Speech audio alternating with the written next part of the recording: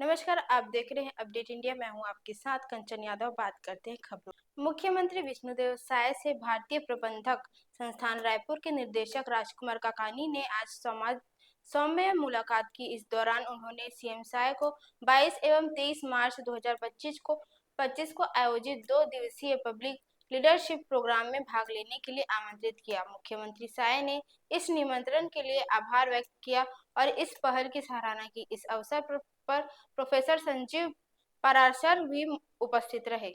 बढ़ते हैं अगली खबर की ओर। छत्तीसगढ़ के उप मुख्यमंत्री अरुण साव ने मुंगेली जिले के खुड़िया जलाशय से जल्द पानी छोड़ने के निर्देश जल संसाधन विभाग के अधिकारियों को दिए हैं। इसे ग्रामीणों को निस्तारी के साथ ही खड़ी फसलों को बचाने में मदद मिलेगी। लोरमी क्षेत्र के ग्रामीण जन प्रतिनिधियों और किसानों के प्रतिनिधिमंडल ने आज देर शाम बिलासपुर में उप मुख्यमंत्री अरुण साव से मुलाकात कर खुड़िया जलाशय से निस्तारी के लिए पानी छोड़ने का आग्रह किया। उप मुख्यमंत्री अरुण साव ने से मिलने पहुंचे लोरमी क्षेत्र के ग्रामीणों ने बताया कि गर्मी के मौसम की शुरुआत में ही उनके गांव में निस्तारी की समस्या उत्पन्न हो गई। फसलों के साथ ही मवेशियों के लिए पर्याप्त पानी की उपलब्धता नहीं हो पा रही है, इसलिए उन्होंने उप मुख्यमंत्री अरुण साव से खुड़िया जलाशय से पानी छोड़ने की मांग की है। खुड़िया बांध से निस्तार के लिए पानी छोड़ने की लगातार क्षेत्र के लोगों से मांग आ रही थी। अभी जब भी लोरमी गया हूं, लोगों ने आग्रह किया है और अभी लोरमी क्षेत्र के जनप्रतिनिधि आए हुए हैं, उन्होंने भी खुड़िया से पानी छोड़ने के लिए आग्रह किया है। वास्तव में इस बार दिसंबर जनवरी में बारिश नहीं होने के कारण निस्तारी के लिए भी पानी की दिक्कत हो रही है और वाटर लेवल तेज गति से नीचे जा रहा है और इसलिए उच्च अधिकारियों से मैंने निर्देशित किया है कि शीघ्र खुड़िया बांध से पानी छोड़ी जाए ताकि लोगों को निस्तारी की दिक्कत न हो और जो फसल भी लगे हैं किसानों के, उनको भी उसका लाभ मिले। तो मैंने शीघ्र पानी छोड़ने के लिए निर्देशित किया है। बढ़ते हैं अगली खबर की ओर। सुप्रीम कोर्ट से फैसले पर सेवा से बर्खास्त कर दिए गए प्रदेश भर के प्राथमिक विद्यालय के बीएड प्रशिक्षित सहायक शिक्षक नवा रायपुर तूता में लगातार धरना देकर शांतिपूर्ण तरीके से अपना विरोध जता रहे हैं। संघ के बैनर तले आंदोलनरत उक्त सहायक शिक्षकों ने मीडिया को जानकारी देते हुए बताया कि आज हम को 3 महीने के ऊपर हो रहा है, जिससे हम हताश निराश होकर मुख्यमंत्री विष्णुदेव साय और पूरे मंत्रिमंडल को अपने खून से हस्तलिखित निवेदन पत्र लिखकर न्याय की गुहार लगाई।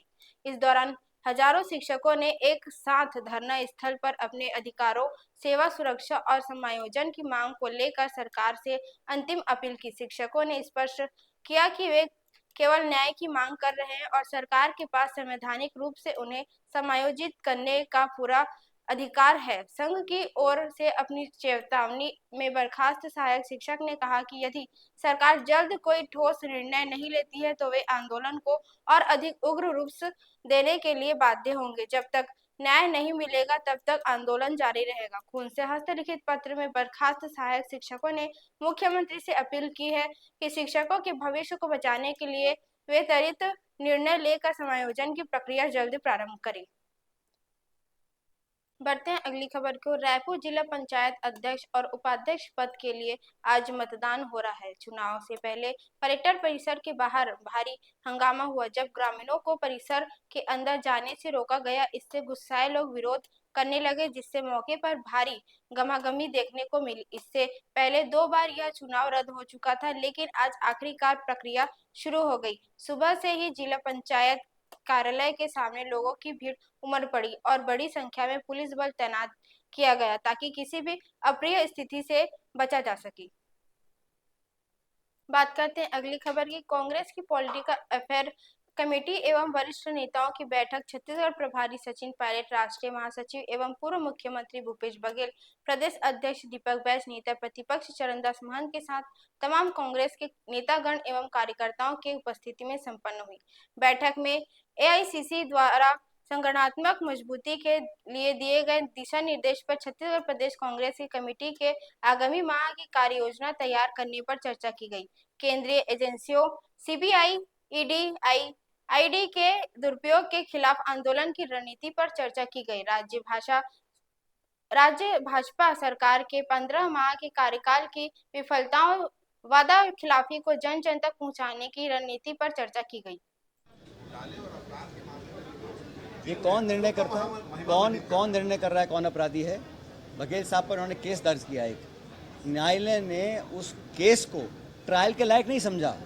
एक तो होता है कि ट्रायल में आपका पुख्ता एविडेंस नहीं, आप बरी हो जाते हैं। उस केस को ट्रायल के लायक नहीं समझा। तो ये तमाचा है ना न्यायालय का सरकार के ऊपर। बड़ा आसान है, किसी को आरोपी बना दो, उसका चरित्र हनन कर दो, उस पर एफआईआर कर दो और न्यायालय अपना काम करता रहेगा। लेकिन जो अंतरकाल में जो प्रोसेस है उसमें आप लोगों को पॉलिटिकली दबाना चाहते हैं। तो ये कहना कि कोई आरोपी है या कोई मुलजिम है, काम न्यायालय का है, ये सरकार का काम नहीं है, एजेंसी का काम नहीं है।